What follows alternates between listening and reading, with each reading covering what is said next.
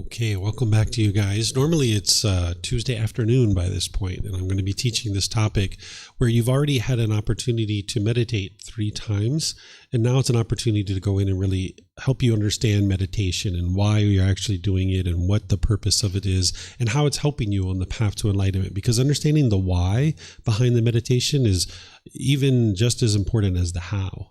If you're doing the meditation and you don't understand why, it's not going to have the same effect. So what I'm going to do is walk you guys through to understand all the ins and outs of meditation. We're going to talk about the how to do meditation, but we're also going to focus on the why also, so you understand that. Okay, and just like always, if you guys have questions, you're more than welcome to ask those questions as you like. Okay, so first, let's just get some meditation basics established where I'm giving you guys a definition of what I think of as meditation. Your definition might be different than mine, but that's okay. But at least when I say the word meditation, you'll know what I'm talking about. Meditation is a technique to actively train the mind during dedicated, independent, purposeful training sessions to eliminate unwholesome qualities of the mind and or cultivate wholesome qualities of the mind in the positions of seated, lying, standing, and walking. So it's a dedicated, active, purposeful training session, right? Just as important as it is to understand what meditation is, it's important to understand what it is not. Meditation is not exercising, walking the dog, gardening, going for a drive. Sometimes nowadays people might say that. They're like, oh, I'm going to go walk the dog and meditate. Or I'm going to go to the gym and meditate. Or I'm going to go for a drive and meditate. Well, when you hear me talk about meditation and I'm describing meditating 2 or 3 times a day, well, if you just went and walked the dog for 2 or 3 times a day, you're not going to be able to get to enlightenment that way, right? So you're going to need to know what meditation is, that it's a dedicated, active, purposeful training session. You're eliminating certain unwholesome qualities and you're cultivating certain wholesome qualities. And there's 4 positions that the Buddha taught: seated, lying, standing, and walking, because your body can't be in the same position all the time. It's not possible. So I'm going to talk about those positions here in a moment. In terms of meditation basics, you're going to need a meditation teacher. There's only one type of individual that can get to enlightenment by themselves without the help of teachers or guides, and that's a Buddha. And as you guys heard me share the other day, you're not meeting the criteria of a Buddha. You're going to need a teacher and a guide, that you're not going to be able to independently figure out how to get to enlightenment. A Buddha is very rare in the world. The last one that the world's currently aware of existed over 2,500 years ago. You would end up having a lot of challenges if you tried to get to enlightenment by yourself. I'm going to share a story with you guys to help you guys understand this point and why it's so important. There was an individual one time that was, and there's been many of these types of people, but at least this is one that I was aware of and involved in, that there was this person who was trying to get to enlightenment by themselves. He was watching YouTube videos, reading books, doing all these different kinds of things, meditating. He was actually a practicing physician in his home country.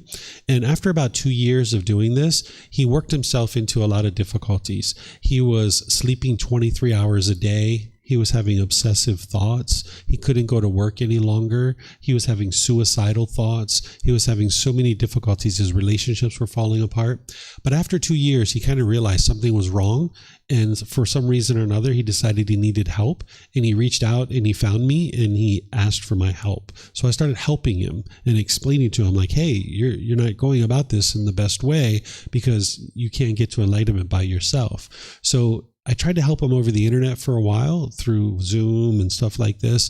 But eventually I mentioned to him that his case was so challenging that he's going to need to come to Thailand. So he came here for a period of time. I helped him while he was here. And ultimately he went back to his home country and he worked his way out of all of those difficulties and struggles. He's back to work. He's back to practicing medicine. He's not sleeping 23 hours a day. He doesn't have those suicidal thoughts anymore. He doesn't have any of that kind of stuff. But for about 4 to 6 years, his life was really difficult because of what had happened. He just didn't understand. He didn't have the wisdom to know that he can't get to enlightenment by himself. Because today we're in this self-service environment where if you'd like to learn how to bake a cake, you can get on YouTube and you can find a video how to do that. If you'd like to make curtains. You could get on YouTube and figure out how to do that. But this is not that way. Getting to enlightenment isn't that way. You're going to need teachers and guides to help you along the way. And I don't suspect any of you guys will ever get into those same kinds of problems as this individual, because you know that it's important to have a teacher or guide. So whether you consider that person to be me or somebody else is up to you. That's your choice.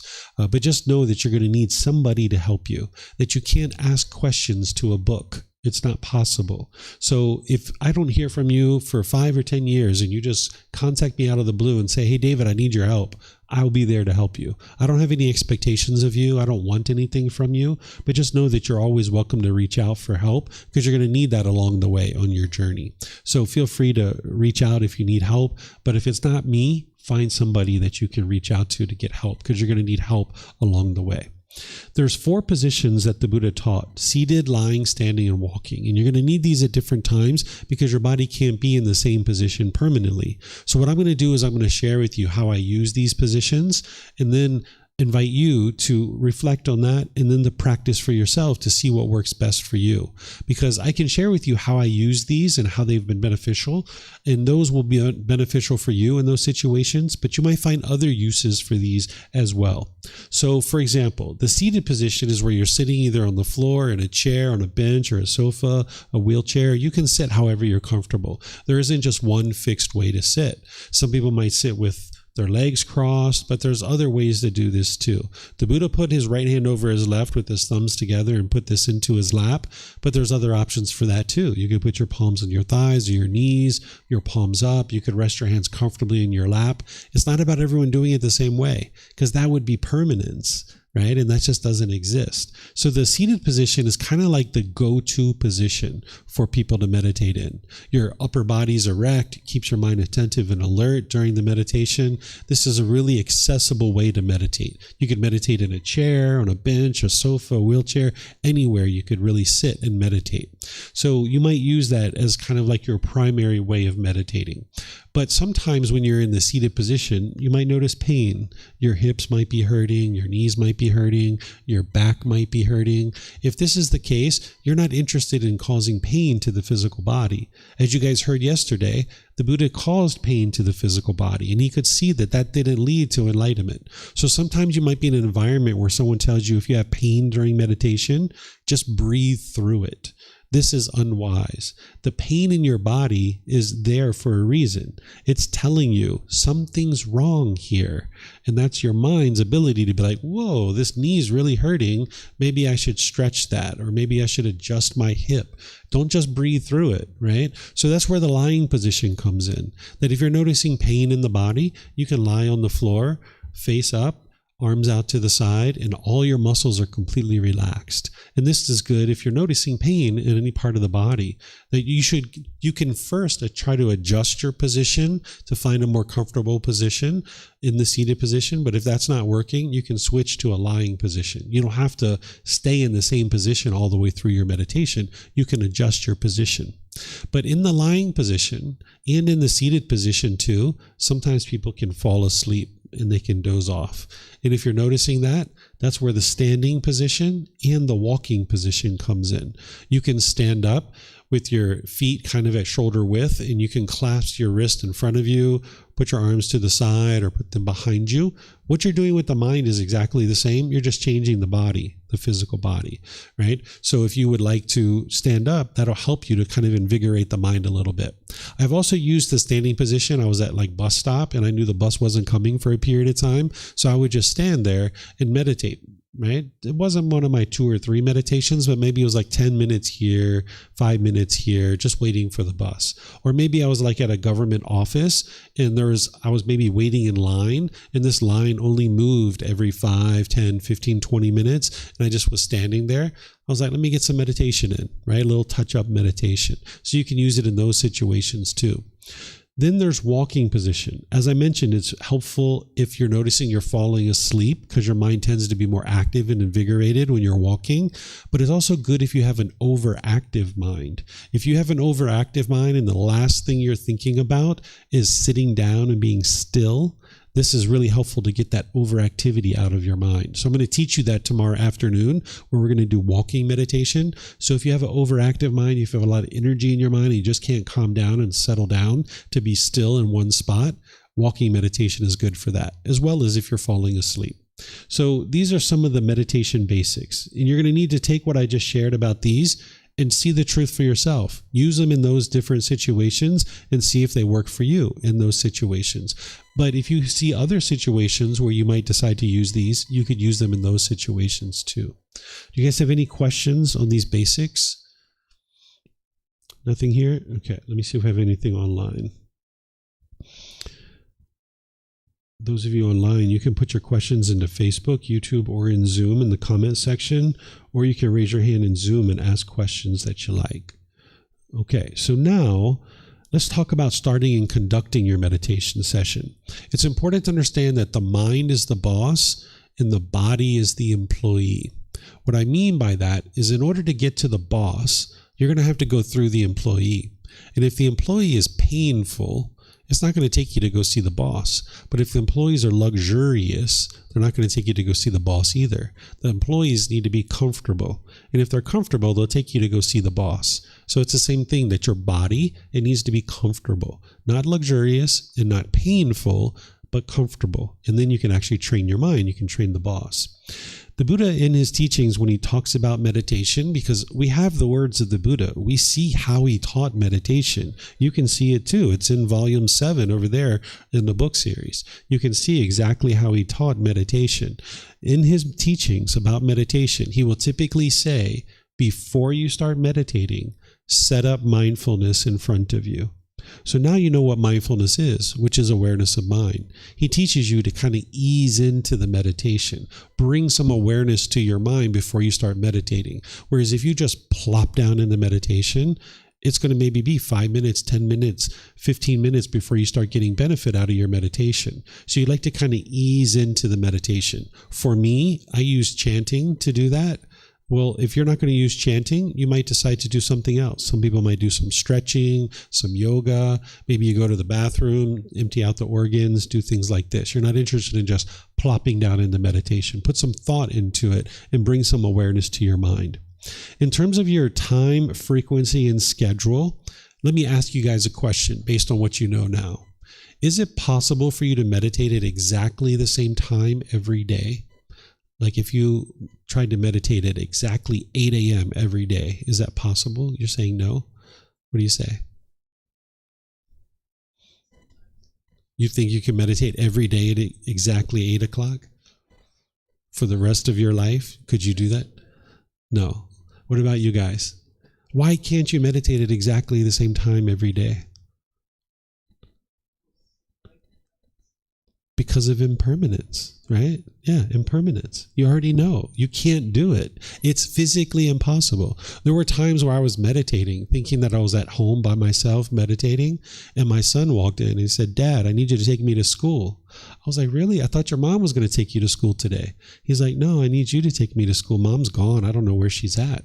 And I was like, "Oh, okay. Well, I guess I'll take you to school then," right? So you're not going to be able to meditate at exactly the same time every day. So if you're craving and clinging to meditating at the same time every day, you'll be frustrated when you can't meditate at that time, right? So if you ever see anything on the internet that says you have to meditate at 3:30 a.m. every day, and that's the time that you need to meditate, and you're going to get the most benefit meditating every day at 3:30 a.m., and that's how you're going to get to enlightenment, you already know that that's not true. I can assure you that there's nothing special going on at 3:30 a.m. in the morning that's going to make your meditation any better or any worse, right? So you need to be able to see this for yourself. The Buddha got to enlightenment without meditating at 3:30 every day. And you know how I know that? Watches weren't even invented 2,500 years ago. He wasn't able to keep track of the time, right? He didn't even know what time it was, right? So when you hear these kinds of things, because you'll see those kinds of things out there, you'll know right away that it's not true, right? So there isn't a fixed time that you have to meditate every single day. But what the Buddha did, because he explains it in his teachings, is he meditated 3 times a day: morning, midday, and evening. So that's what I suggest you have is anchor points for yourself. Sometime in the morning, After you've woken up, you'd like to meditate.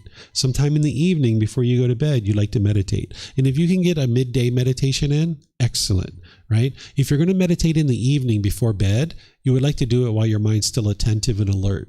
So if you normally get sleepy at 10 o'clock and you go to sleep, you'd probably like to be meditating at 9 or 9:15. Because if you wait until you're sleepy to start meditating, your mind's not attentive and alert. You can't do that dedicated, active, purposeful training session. But that doesn't mean you couldn't meditate at 5 p.m. or 6 p.m. or 7 p.m. because you could, right? So you can meditate anywhere in the morning or evening. Having those anchor points is really helpful for you. And then if you can get a midday meditation in, that would be nice, right? In terms of your frequency of meditation, you would like to have 2 to 3 sessions per day, building up to 30 minutes. This is where you're going to see the most benefit. It can take you 6 months, a year, even 2 years to build up to that. In terms of timing your meditation, sometimes people set an alarm for themselves. I don't suggest that you do this. If you set an alarm for yourself, there's one of two things that are going to happen. You're going to be in meditation thinking, is it time yet? Is it time yet? Is it time yet? Is it time yet? This is the mind craving, right? It's longing, yearning to know, is it time to finish your meditation? So either that's going to be happening, which you're working to get rid of a craving, desire, attachment. You're not interested in encouraging it. Or the second thing that's going to happen is you're going to be deep in meditation. You're going to be meditating, getting all kinds of benefit. Man, if I just didn't set my alarm, I could have got more benefit, right? So you would like to, if you can, set aside your alarm. Don't set your alarm. So maybe like on evenings or the weekends, you would like to set it aside. If you can meditate every session without an alarm, that's ideal. But you might be on your way to work and you only have 20 minutes or you only have 15 minutes. So set an alarm, right? But in the evenings and the weekends where you don't need an alarm, don't set an alarm, right? And the way that you keep track of your meditation, because you're working up to 30 minutes, is you would like to look at the time before you start meditating. 9 a.m. Meditate. And then whenever you're done, you're done. And then you look at the time, 9:15. Okay, I meditated for 15 minutes. That means my next session, let me expand that a little bit. Let me work on expanding that because you're not yet at 30 minutes, right? So that's the way you do it. That way your mind's not craving, and that way you can get all the benefit of the meditation, right? So this is your time, frequency, and schedule. You might notice sleepiness during your meditation. And I already gave you one thing that you can do, which is switch positions, right? You can just switch to a standing or a walking. But the other thing you can do, just get some sleep. What you might notice is as you start meditating the way that the Buddha taught, your mind starts to become a bit tired, a bit sleepy, and you almost kind of feel drowsy while you're meditating and even afterwards. The reason why is because no matter how much sleep you're getting right now, you're probably not getting very good quality sleep if you're not training your mind. Once you start training your mind's going to start performing more optimally, and it's going to have more of a tendency to sleep. It's going to be interested to sleep. There's kind of like a little hump that you need to get over, kind of like a 6 month to a 1 year hump. And once you get over that, that's where the mind will brighten up and you won't have that sleepiness during your meditation any longer. So if you're noticing you're sleepy during meditation, you could switch positions to like a standing or walking, or you could just get some sleep. Take a nap, 20 minutes, 30 minutes, whatever it is. And then when you wake up, do some meditation. Right? You can always do it that way. You might notice physical sensations during your meditation. What I mean by that is like itching. You might notice some itching or scratching. If this is occurring, what you would like to be able to do is focus on the breath and just keep bringing the mind back to the breath, knowing that this itch is impermanent. Because if you itch this one, now there's one over here, now there's one over here, now there's one over here, right? So you like to go through the whole life cycle of that itch. Because what that is the mind has a craving for the body to be permanently comfortable.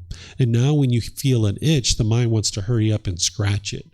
But what you would like to do is get used to the body not being comfortable. And that's okay. You're not trying to inflict pain, right? You're just being comfortable with this little bit of itch. So if you're in meditation and you're noticing the itch, just know it's going to arise, it's going to change, and it's going to fade away. It's impermanent, right? So you don't have to itch it right away. But let's just say you're in meditation and you just have this overwhelming urge to itch.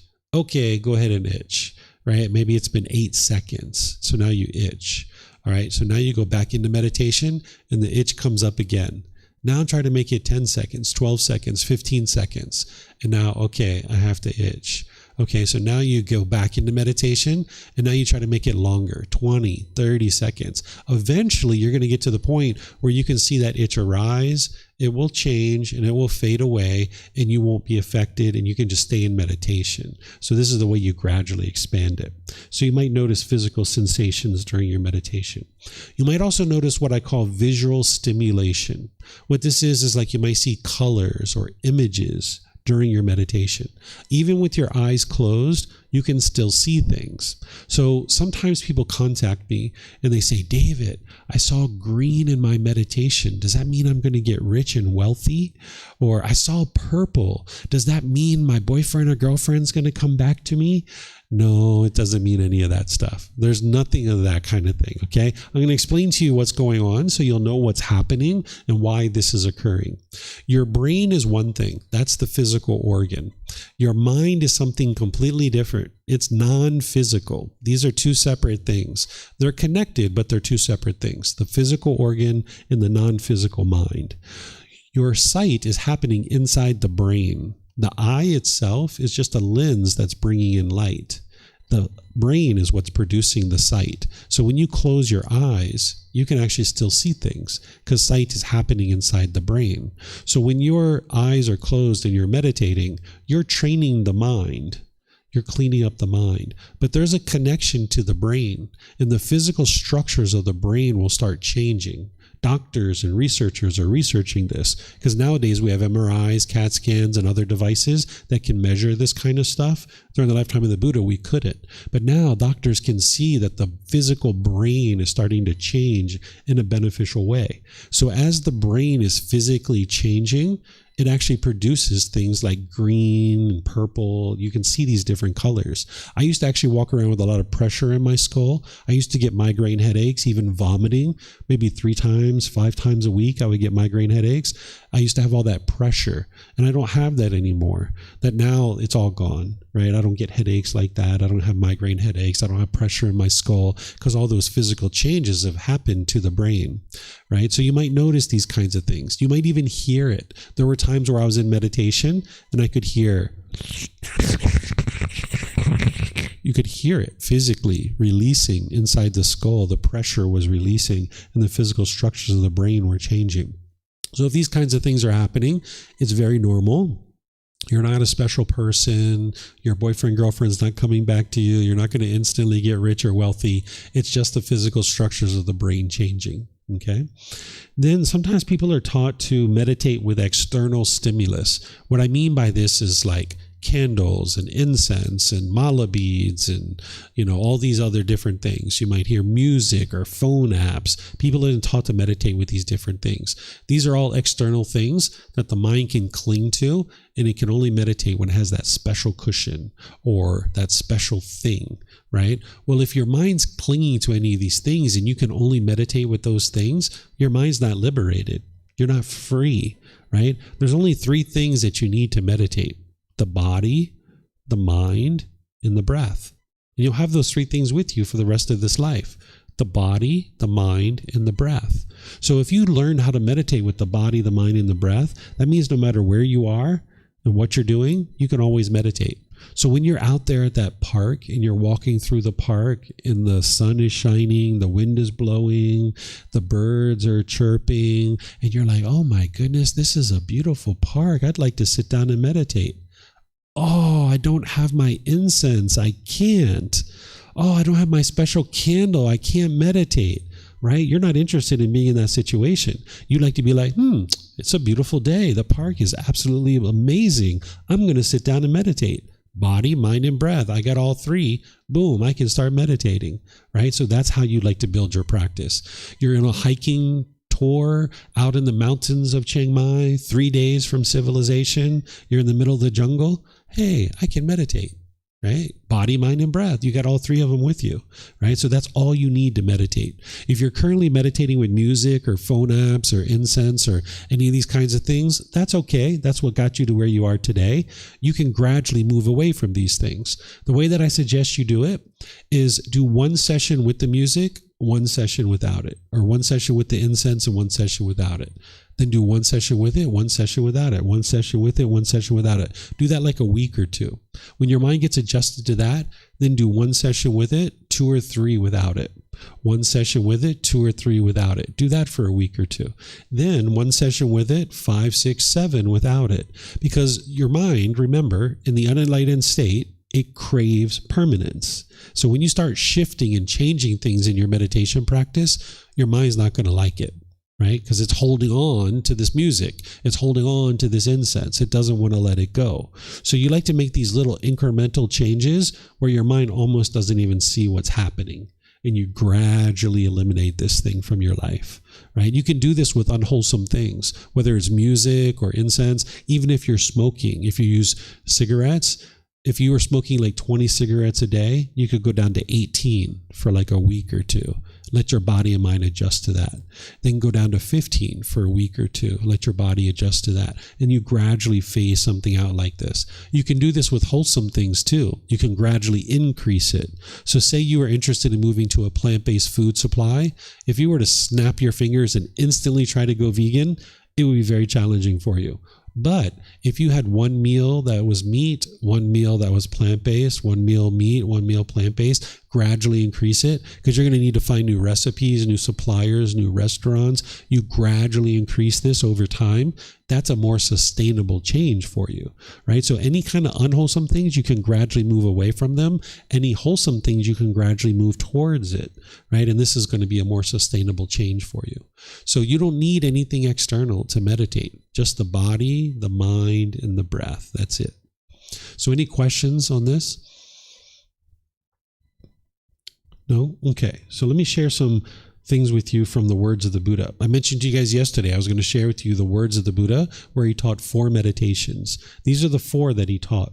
He was teaching his students prior to this about some other things, and then he gets to this point where he says, having based himself on these 5 things, meaning the 5 things he was teaching previously, he says the monk should develop further another 4 things.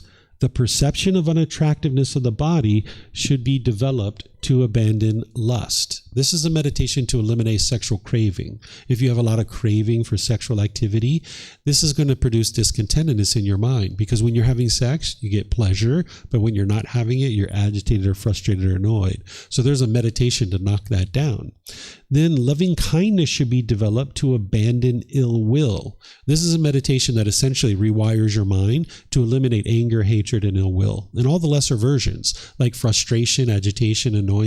By the time you get to enlightenment, you won't even have the slightest dislike towards another person. It just doesn't exist in the mind. And it's this meditation that's going to help you, but there's other things that you need too besides this meditation. But this is the meditation that's going to help you. Mindfulness of breathing, or breathing mindfulness meditation, should be developed to cut off thoughts. So that's why we're focused on the breath. And when the mind moves off the breath, you cut that off and bring the mind back. You'll never eliminate your thoughts, but you're gaining the ability to let go. Let go, let go. And we'll talk about that more here in a moment. The perception of impermanence should be developed to eradicate the conceit, I am. When one perceives impermanence, the perception of non-self is stabilized. One who perceives non-self eradicates the conceit, I am, which is nibbana in this very life. So this is a meditation to help you realize non-self. This is something that I teach. I teach all 4 of these. They're all in the book. Volume 1, Chapter 11, I have all of these in there. But then in the various courses and retreats that I teach, I make sure that you learn all of these. So if you go through our various programs, you're going to learn all of these. But I share this with you so you can see the Buddha only ever taught 4 meditations, because nowadays there's like hundreds and probably thousands of meditations out there. And some of those are actually taking your mind in the opposite direction of enlightenment. In fact, many of them are. So here, these are the only 4, and there's specific reasons why you would practice each one of these. So breathing mindfulness meditation, the unwholesome qualities that you're eliminating is craving, desire, attachment. The wholesome qualities that you're cultivating is mindfulness or awareness of mind in concentration. You're developing singleness of mind. So when your mind's focused on the breath, you're developing concentration and focus. When your mind moves off the breath and you notice that, that's your mindfulness. You're aware that the mind moved off the breath. And then when you let that go and come back to the breath, that's eliminating your clinging, your craving, because your mind doesn't know how to let go. So if 10, 20, 30 times during your meditation, you have to let go, let go, let go, this is really good for your mind. Even enlightened beings have thoughts during their meditation. So your goal isn't to eliminate your thoughts. Your goal is to notice your thoughts sooner and sooner and let them go easier and easier. So an enlightened being, they will have a thought, they will notice it right away, cut it off, and let it go. And then there's quietness and stillness in their mind between their thoughts. An unenlightened being, they will have a bombardment of thoughts. It'll be like thought.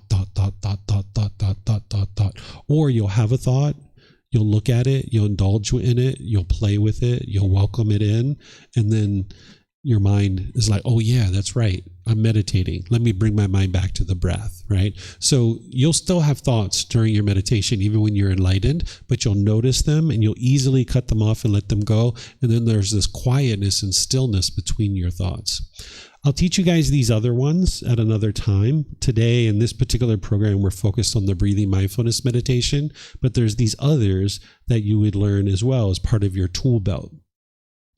Here's some more words from the Buddha on meditation. A pot without a stand is easy to tip over. A pot without a stand is easy to tip over. The pot is your mind. The stand is your meditation practice. A mind without a meditation practice is easy to become discontent, right? So when you're meditating, that stand is becoming wider and wider and wider. So it's harder and harder for your mind to become discontent. So that's what he's teaching you in this particular teaching. A mind without a meditation practice is easy to become discontent. A pot without a stand is easy to tip over. Here, he's talking about the importance and the benefit of meditating.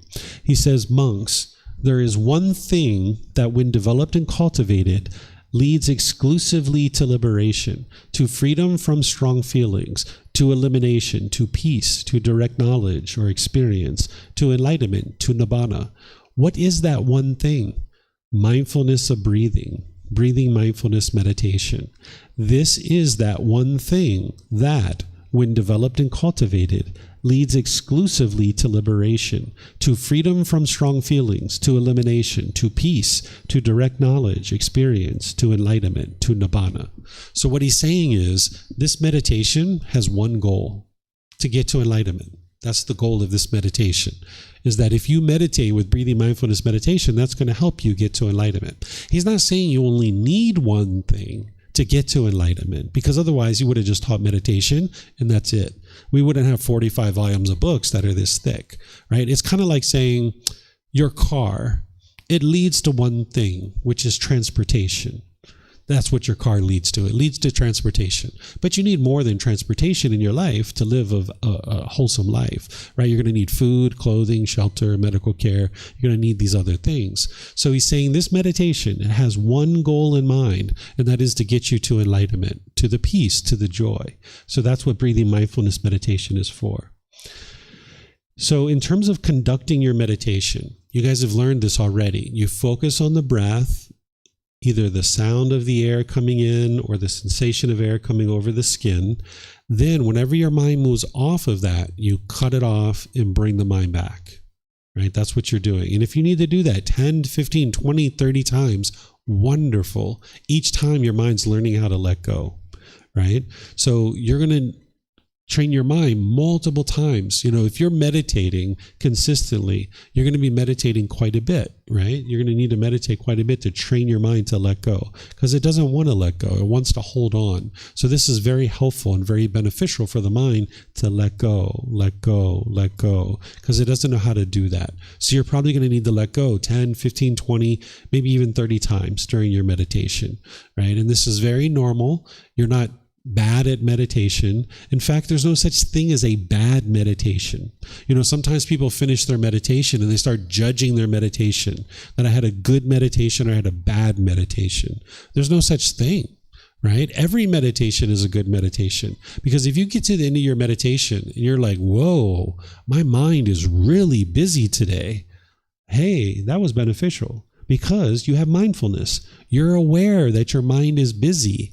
Right? You're aware of that. That's mindfulness, because before you meditated, you didn't know how busy your mind was. So now in your day, if you have any big impactful decisions, maybe you delay those decisions. You don't make them today because your mind's too busy. Maybe you wait till tomorrow or the next day. So there's no such thing as a bad meditation. If you don't have the habit of judging your meditation, it'll actually be better for you. Because if you judge your meditation as good or bad, it can be dissuading for you. It can kind of diminish your confidence and your interest to grow and develop on the path. So every meditation is a beneficial meditation, right? So just cut off your thoughts. Each time you have a thought, just cut it off and bring your mind back, understanding you're going to need to do a significant amount of meditation to get to enlightenment. So do you guys have any questions on how to do your meditations? No? No questions? Okay. So this is the last thing I'll share. These are the words of the Buddha. He says, meditate, monks, do not be complacent, lest you regret it later. This is my instruction to you. This is the only thing you'll ever get from the Buddha where he's kind of like, all right, go do something. Right? He's never guilt, shame, and fearing you. He's never trying to convince you to do anything. This is the closest you'll ever get, where he says, don't be complacent or you'll regret it later. This is my instruction to you. So when you're angry, when you're embarrassed, when you're disappointed, when you're bored and lonely, you're going to regret having not meditated. That's what he's saying. Right? So I don't suggest you ever give up on your meditation practice. If you meditate 2 or 3 times a day for 30 minutes, in a month's period, let's just say you meditated twice a day, that's 60 meditations in a month, right? So you're going to need to do a substantial amount of meditation. But if you miss a meditation here and there, that's normal. That's just impermanence. So you don't have to beat yourself up if you missed meditation here or there. What determines whether you get to enlightenment is not whether you missed meditation today. If you missed meditation today, that's not going to decide whether or not you get to enlightenment or not. If you miss meditation today, it's what you do next that is going to determine whether you get to enlightenment or not. You missed meditation today, so do you get right back into it and start meditating?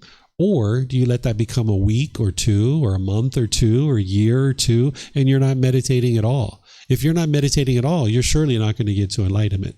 But if you're meditating 60 times in a month, and that's your goal, that's your plan, well, if you get 52, 53, 54 meditations in, you're making your way to enlightenment. You're going to get to enlightenment. It's just a matter of time of continuing to train your mind. So don't beat yourself up if you miss a meditation here or there. That's normal. That's the universal truth of impermanence. Just continue to stay dedicated in developing your practice. Just don't give up. Because if you give up, it's like resigning yourself to being angry and frustrated the rest of your life. Right? If you gave up on your meditation, it's like, the heck with it. I'm just going to feel stress and anxiety the rest of my life. I don't care, whatever. Right? That's not no way to live life. You would like to move beyond that. So I don't suggest you ever give up. And you can keep the words of the Buddha in mind, is not being complacent, because you'll regret it later. Okay?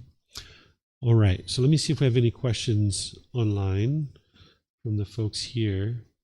I don't see any questions. We have some nice rain coming down. Okay. You have a question? Yes, ma'am.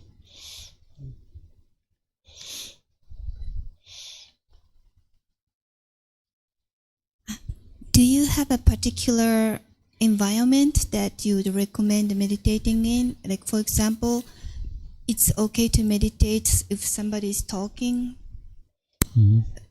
room next to it, or, Yeah.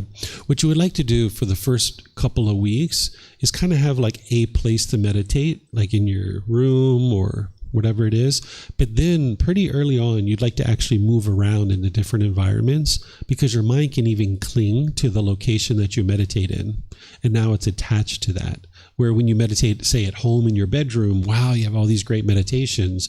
But when you go outside and meditate somewhere else, it's not as good, because your mind has that impermanence. It has that craving for permanence, and you might be judging your meditations. So you would like to actually move your mind around into different environments where there's different sounds, there's different lighting, there's different environment, where now it's challenging your mind to be able to deal with this impermanence. So you can move around to different temples, you can move to a park, you can move to different places in your house, where maybe you meditate in your bedroom, but then you meditate in your living room, you meditate somewhere else, and you move your mind around in different situations. This will challenge your mind to get comfortable with impermanence.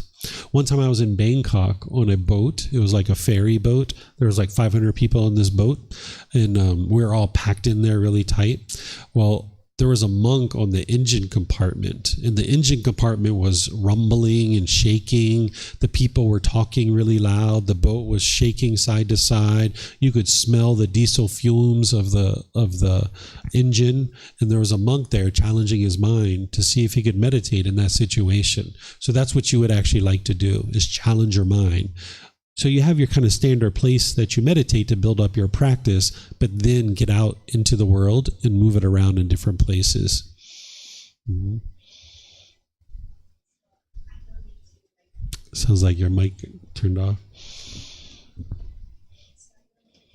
It's a practice. I don't need to put earplugs to. Yeah. Yeah, the earplugs is the mind having aversion. The mind's trying to push away the situation. It's like when I meditate, I want it to be quiet permanently. Put in the earplugs. That doesn't solve your problem.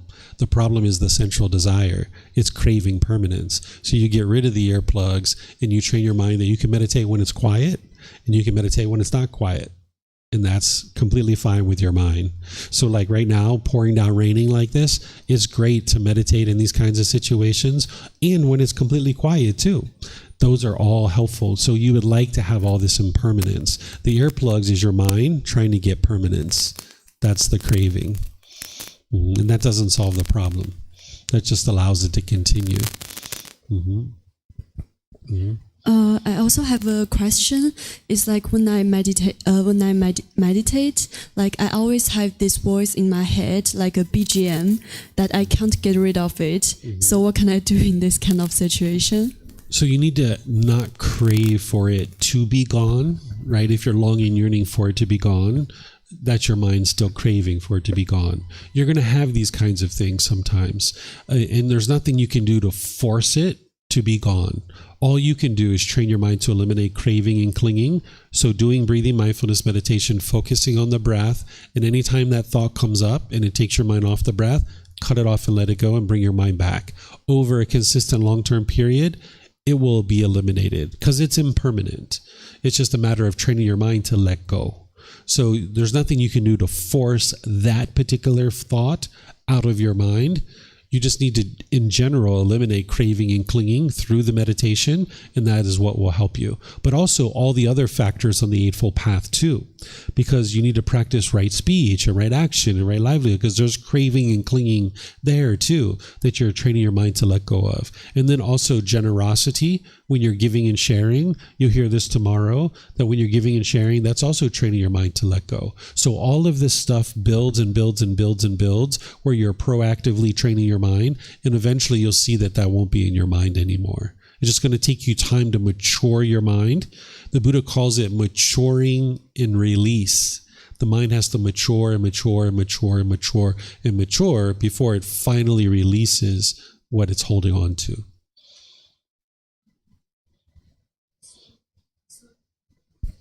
So if I understand well, like if there is a thought in my mind, I don't need to force it to let go. I just need to like just keep focus on my breath, and that's it. Yep. Okay. Even though it's still there. Yeah, if it comes up, that's okay. Just bring it back to the breath. Okay. Because you can't control now whether you have that thought or not. So when it comes up and it takes your mind off the breath, just let it go and come back. Okay. And if you have a craving for it to be gone, that's where your mind's still craving. So you need to learn to let that go and understand, excuse me, just understand that you will sometimes have thoughts, and I might even call them intrusive thoughts or unwelcomed thoughts. You're going to have those from time to time until your mind's fully purified and it's fully trained. You're going to have intrusive thoughts or unwelcomed thoughts. And when you have those, you know what to do. Your mindfulness is noticing that you're having the thought, which is really good, but then you just need to apply right effort to cut it off, cut it off.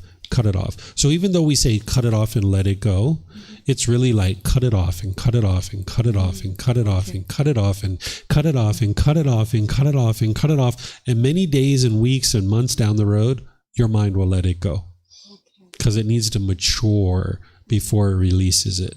Okay. Thank you. Okay.